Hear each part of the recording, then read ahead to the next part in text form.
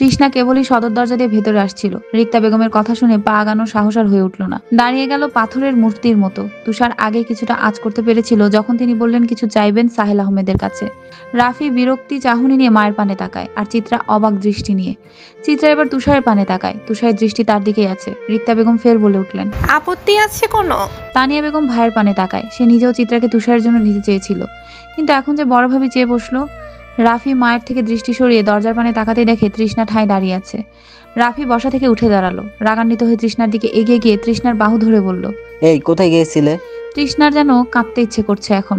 এদিক ওদিক তাকিয়ে চোখে আসা পানিটুকু মুছে নেয়। গলা দিয়ে কথা বের হতে চাচ্ছে না, মনে হচ্ছে কেউ গলা চেপে ধরেছে। সময় নিয়ে আস্তে করে বলে, সিয়াম ভাইয়ের বাসায়। সিয়ামের বাসায় কি তোমার? কিছু না। তাহলে গেছো কেন? ইচ্ছে হয়েছে তাই গিয়েছি। কথাটা বলার সময় তৃষ্ণার চোখ দিয়ে দুফোঁটা অশ্রু গড়িয়ে পড়ে। রাফি ভ্রু কুঁচকে বলে, এই কাঁদছো কেন? কই কাঁদছি, কাঁদিনি। তাহলে চোখ থেকে পানি বের হলো কেন? আনন্দে। কিসের আনন্দ মনে? বাড়িতে বিয়ে সুখবর শোনা যাচ্ছে তাই। মেরে একদম তক্তা বানিয়ে ফেলবো বেয়াদব মেয়ে। বাড়ির সকলের দৃষ্টি তাদের দিকে। রাফি তৃষ্ণার হাত ধরে সবার সামনে এনে বলে, দেখো মা, তোমার এসব উদ্ভট চিন্তা ভাবনা মাথা থেকে বের করো। চিত্রাকে কেন চয়েস করছো আমার জন্য? এই মেয়েটা আমাকে ভালোবাসে। তৃষ্ণার দিকে ইশারা করে বলে রাফি। সজল আহমেদ আর সানজিদা বেগম চুপচাপ নাতি নাতনি আর ছেলে বউদের কার্যক্রম দেখছে। রিক্তা বেগম চিত্রার পানে তাকায়। সে তো চেয়েছিল চিত্রাকে, যেহেতু রায়ানের বউ করে নিতে পারেনি তাহলে রাফির জন্য নিবে, কিন্তু ছেলে দেখি তৃষ্ণাকে নিয়ে এসেছে। তানিয়া বেগম অবাক হয়ে মেয়ের দিকে তাকিয়ে বলে, তুই রাফিকে ভালোবাসিস তৃষ্ণা? তৃষ্ণা কি বলবে ভেবে পাচ্ছে না। এভাবে যে রাফি বলে দিবে সে কল্পনাও করতে পারেনি। রাফি তৃষ্ণাকে বলতে না দেখে বলে ওঠে, কি ব্যাপার, কথা বলছো না কেন? ফুপিকে জিজ্ঞেস করছে, উত্তর দাও। ভালোবাসো না না আমায়? তৃষ্ণা জিহবা দিয়ে ঠোঁট দুটো ভিজিয়ে নিয়ে বলে, হ্যাঁ বাসি। তৃষ্ণার এই একটা কথা রাফির মনে প্রশান্তি নিয়ে আসে। রিক্তা বেগম ভাবতে পারছে না এভাবে তার ফেস লস করবে তার ছেলে। চিত্রা তুষারকে কিছু বলতে না দেখে এবার নিজে উঠে দাঁড়ালো। রায়ান রিয়া বুঝতে পারছে না কি থেকে কি হচ্ছে। চিত্রা রিক্তা বেগমের সামনে দাঁড়িয়ে বলে, চাচি তোমার কি আমাকে সুখে দেখতে ইচ্ছে করে না? রিক্তা বেগম চিত্রার কাঁধে হাত দিয়ে বলে, আমি কেন তোর সুখ দেখতে চাইবো না? আমি সত্যিই বুঝতে পারিনি চিত্রা রাফি এভাবে তৃষ্ণাকে এনে দাঁড় করাবে। আমি মন থেকেই চেয়েছি আর কথাও দিয়েছিলাম আমার ছেলের বউ করব, তাই। চিত্রা নিজের কাঁধ থেকে রিক্তা বেগমের হাত সরিয়ে দিয়ে বলে, তোমার ছেলের বউ কে হতে চেয়েছে? যখন কথা দিয়েছিলে তখন তো কথা রাখতে পারোনি, এখন কেন এসব বলছো? দেখো চাচি, তুমি ফার্দার আমার ব্যাপারে আমার অনুমতি ছাড়া আর একটা কথাও বলবে না। আমার সুখ আমি পেয়ে গেছি, আমার সুখটাকে অসুখে পরিণত করার জন্য উঠে পড়ে লেগো না। প্রথমবার নীরবে চুপচাপ সহ্য করছি, কিন্তু এবার করব না। কথাটা বলে হনহন করে সিঁড়ি বেয়ে উপরে চলে যায় চিত্রা। চয়নিকা বেগম ভ্রু কুঁচকে বলে, কিসের কথা দিয়েছিলেন ভাবি আমার মেয়েকে আপনি? তুষার এবার বসা থেকে উঠে দাঁড়ালো, ফোনটা পকেটে ঢুকিয়ে বলে, বড় মামি আপনার আমাকে কিছু বলার নেই, জাস্ট একটা কথা বলতে চাই। অযথা চিত্রাকে নিয়ে ভাববেন না। চিত্রাকে এই তুষার ভালোবাসে। চিত্রা সুখের জন্য তুষার নিজে একাই এনাফ, সেখানে রাফিকে টেনে আনতে হবে না। আপনি একবার চিত্রাকে কথা দিয়ে কথা রাখতে পারেননি, সেই কথাটা না রাখার জন্য চিরকাল আপনার কাছে আমি কৃতজ্ঞ থাকব। কিন্তু দ্বিতীয়বার এমন কিছু করবেন না যাতে চিত্রা সহ কয়েকজন মানুষ হার্ট হয়। আমার বোন স্বীকার করলো সে রাফিকে ভালোবাসে। এই তুই আমার বোনকে ভালোবাসিস? তুষারের কথা শুনে রাফি সহসা বলে ওঠে, yes bro, I love here. বিয়ে করতে চাস তাকে? হ্যাঁ। তোর তো ইনকাম সোর্স নেই, খাওয়াবে কি আমার বোনকে? আমি তো কোনো বেকার ছেলের কাছে দিব না। আমি বাবার ব্যবসায় হাত দিব। আর তাছাড়া তুমি যেমন চিত্রাকে লাভ করো, আমিও তৃষাকে লাভ করি। তুমি আমার বোনকে বিয়ে করতে পারলে আমিও তোমার বোনকে বিয়ে করতে পারবো। দুই ভাইয়ের কথোপকথনে বাড়ির বড়রা চুপচাপ শুনে যাচ্ছে। রাসেল আহমেদ ছেলের পানে তাকিয়ে বলে, এসব হচ্ছে কি শুরু হলো রাফি? আর চিত্রার বিয়ে নিয়ে সেখানে এখন রাফি তৃষা সহ চিত্রাকে তৃষার হচ্ছে। আর রিক্তা, তুমি চিত্রাকে কিসের কথা দিয়েছিলে? তুষার দীর্ঘ শ্বাস ফেললো। বড় মামা আপনার বড় ছেলে রায়ান ভাইকে চিত্রা ভালোবাসতো। ইভেন বড় মামি সেটা আজ করতে পেরেছিল আর বলেছিল রায়ান ভাইয়ের সাথে চিত্রার বিয়ে দিবে। রিয়া আর রায়ান তুষারের কথা শুনে একে অপরের দিকে তাকায়। রায়ান অবাক হয়ে বলে, চিত্রা আমাকে ভালোবাসতো? কই, আমি তো কখনো চিত্রাকে অন্য চোখে দেখিনি, সবসময় বোনের নজরেই দেখছি। তুষার স্মিত হেসে বলে, তুমি দেখেছো কিন্তু চিত্রা দেখেনি তোমার ভাইয়ের নজরে। শুনতে খারাপ লাগলেও চিত্রা আজও তোমায় ভুলতে পারেনি। তোমার পাশে রিয়াকে মেনে নিতে কষ্ট হচ্ছিল বলে ছোট মামার সাথে আমেরিকা চলে গিয়েছিল। রিয়া তুষারের দিকে তাকায়। তুষার রিয়ার তাকানো দেখে বলে, নিজেকে দোষ দিও না রিয়া, তোমারও দোষ নেই। চিত্রা কেবল একতরফা ভালোবেসেছিল রায়ান ভাইয়াকে। চয়নিকা বেগম আর সাহেল আহমেদ একে অপরের দিকে চাওয়াচাওয়ি করে। তাদের মেয়ে কাউকে ভালোবেসে দিনের পর দিন কষ্ট পেয়েছে, আর বাবা মা হিসেবে তারা জানতেই পারলো না। চয়নিকা বেগম সিঁড়ি বেয়ে গড়িয়ে উঠে মেয়ের কাছে চলে গেল। রাসেল আহমেদ স্ত্রীর পানে তাকিয়ে বলে, রিত্রা, তুমি মেয়েটাকে মিথ্যা আশ্বাস দিয়েছিলে। তোমার জন্য মেয়েটা কষ্ট পেয়ে নিজ বাড়ি ছেড়ে সুদূর আমেরিকায় চলে গেল। রিক্তা বেগম স্বামীর পানে তাকিয়ে বলে, আমি কোথায় মিথ্যা আশ্বাস দিয়েছি? রায়ান চিত্রাকে ভালোবাসলে আমি অবশ্যই চিত্রাকে আমার রায়ানের বউ করে নিতাম, কিন্তু রায়ান তো রিয়াকে ভালোবেসেছে, সেখানে আমি কি করতে পারি? রাসেল আহমেদ বিরক্ত হয়ে চলে গেলেন উপরে। চিত্রা বেলকনিতে দাঁড়িয়ে আছে। হঠাৎ পাশে কার উপস্থিতি টের পেয়ে ঘুরে দেখে তার মা। চয়নিকা বেগম চিত্রার মাথায় হাত দিলেন। একজনকে একতরফা ভালোবেসে এত কষ্ট পেলি, অথচ মা হয়ে আমি জানতেই পারলাম না। আমি কি আমার মেয়ের মা হয়ে উঠতে পারিনি তাহলে? চিত্রা মায়ের কথা শুনে অবাক হয়ে বলল, জেনে গেছো? হ্যাঁ, আমি আমার মেয়ের কষ্ট বুঝতে পারলাম না। চিত্রা চয়নিকা বেগমের হাত মুঠোয় নিয়ে চুমু খেয়ে বললেন, নিজেকে দোষ দিও না, আমি জানতে দেইনি দেখেই জানতে পারোনি। তুষার না বললে আজও জানতে পারতাম না। তা তিনি কি বললেন?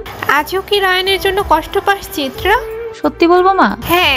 দেশে আসার পরও কষ্ট পেতাম না, বাট খারাপ লাগতো রায়ান ভাই আর রিয়াকে একসঙ্গে দেখলে। তবে এখন আর লাগে না, ওরা সুখী, সেখানে আমার খারাপ লাগাটা বেমানান। ভালোবাসিস কাকে এখন? ভালোবাসি কাকে? আমি এখন আমার বর্তমানকে ভালোবাসি মা। অতীত কেউ যে ভালোবাসি না এটা অস্বীকার করার ক্ষমতা আমার নেই। প্রথম অনুভূতি যতই ভুলতে চাই না কেন, ভোলা যায় না। তুষার নাকি তোকে ভালোবাসে? চিত্রার মুখে হাসি ফুটে উঠল। স্বীকার করেছে সবার সামনে? হ্যাঁ, তোর চাচি তোর সাথে এমন করবে আমি ভাবতেই পারিনি। জাস্ট চাচির দোষ দিলে হবে না, সে একজন মা। সে কখনো চাইবে না তার নিজের ছেলের সুখ বিসর্জন দিয়ে আমার সুখকে প্রাধান্য দিতে। তবুও সে আশ্বাস দিয়েছিল তোকে। বাদ দাও মা, সে তো আর ভবিষ্যৎ জেনে রেখেছিল না যে রায়ান ভাই অন্য কাউকে ভালোবেসে ফেলবে। হয়তো চাচির সাথে নিচে একটু বেশিই বাজে ব্যবহার করে ফেলেছি। সাহেল, এখন কি হবে? তানিয়া বেগমের কথা শুনে সাহেল আহমেদ বোনের পানে তাকায়। কি হবে? সবই তো শুনলাম আমরা। তুষার চিত্রাকে আর রাফি তৃষ্ণাকে ভালোবাসে, এখন আমাদের করণীয় কি? তুষার এগিয়ে এসে সাহেল আহমেদের পাশে বসে। সাহেল আহমেদের দিকে চেয়ে বলে, মামা, আমি চিত্রাকে ভালোবাসি আর চিত্রাকে আমি আমার ওয়াইফ হিসেবে পেতে চাই। আপনাকে বলছি না, আপনার কাছে প্রস্তাব রাখছি। অনেক আশা নিয়ে আই হোপ আপনি আপনার ভাগ্নেকে ফেরাবেন না। রাফি এবার তুষারের সামনে দাঁড়িয়ে বলে, ব্রো, শুধু নিজেরটা ভাবছো কেন? আমার জন্য ভাবো। ফুপি, আমিও তোমার মেয়েকে তোমার কাছে চাইছি। প্লিজ তুমি তোমার ভাইবোকে ফিরিয়ে দিও না। সজল আহমেদ ছেলে মেয়ের পানে তাকিয়ে বলে, বুঝতেছি না তোমার বিষয়টাকে এত জটিল কেন করছো। ওরা তো স্বীকার করলো ওরা ভালোবাসে ওদের, তাহলে তোমাদের তো উচিত ছেলে মেয়েদের ইচ্ছেকে প্রাধান্য দেওয়া। এই, আপনি সবাইকে বলে দিয়েছেন কেন আমি রায়ান ভাইকে ভালোবাসতাম? তুষার ছাদের কার্নিশ ঘেঁষে দাঁড়িয়েছিল। চিত্রার কথা শুনে চিত্রার পানে ঘুরে দুহাত বুকে গুজে বলে, ভুল কিছু তো বলিনি, সত্যিটাই বলেছি। আমার কেমন অস্বস্তি হচ্ছে। অস্বস্তি হচ্ছে কেন? রায়ান ভাই আর রিয়ার সামনে যেতে। তোমাকে কে বলেছে তাতে সামনে যেতে? আশ্চর্য, কেউ বলবে কেন? একই বাড়িতে থাকছি, সামনে তো চলে আসবেই। আচ্ছা, বাড়ি পাল্টানোর ব্যবস্থা করছি। চিত্রা ভ্রু কুচকালো তুষারের কথায়। বাড়ি পাল্টানোর ব্যবস্থা করেছেন মানে? তুষার চিত্রার কোমরে বাঁ হাত দিয়ে টেনে একদম নিজের কাছে নিয়ে আসে। কানের কাছে মুখটা নিয়ে ফিসফিস করে বলে, হ্যাঁ, এই যে তোমার আমার বিয়ে, আমি তো আর আমার বউকে বিয়ের পর তার বাবার বাসায় রেখে নিজের বাসায় ঠিক থাকতে পারবো না। ঠিক থাকতে পারবেন না কেন? বউ তার বাবার বাসায় থাকলে? তুষার চিত্রাকে ঘুরিয়ে চিত্রার কাঁধে থুতনি রেখে বলে, কারণ আমি বউ পাগল। বউ পাগল ছেলেরা বউ ছেড়ে এক সেকেন্ডও থাকতে পারে না।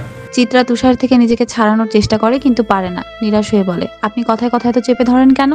তুষার চিত্রার গালের সাথে নিজের গাল লাগিয়ে নেশালো কণ্ঠে বলে, আমি তো এখনো কিছু চেপে ধরিনি, সব বিয়ের পরের জন্য তুলে রাখছি।